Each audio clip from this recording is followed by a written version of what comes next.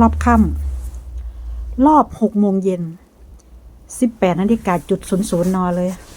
รอบสุดท้ายแล้ว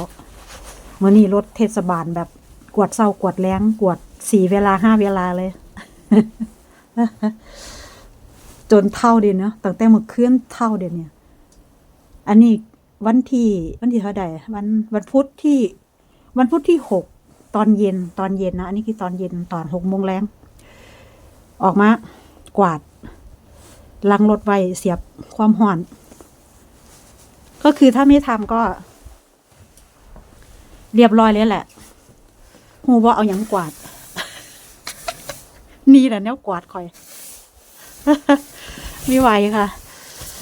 เอาแนวกวาดสันๆมาไว้มือแบบแข็งแบบทื่อเลยอะใช้คำว่าทื่อเลยอะเอาแค่แบบลมมันมาผิดทางอะปกติลมมันบ่เขาลงรถไงปีนี้มันจังได๋ล่ะโอ้สุดยอดมาช้านึกว่าจะไม่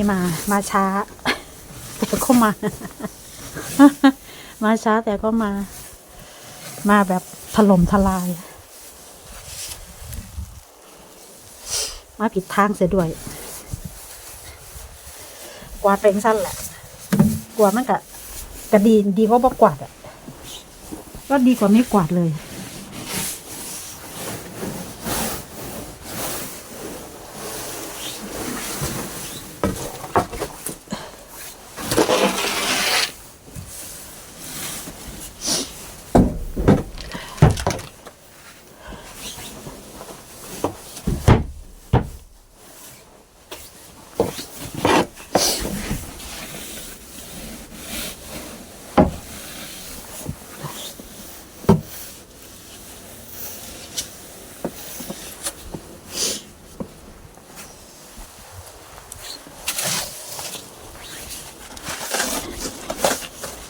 ก็มันมาผิดทางอย่างนี้ไง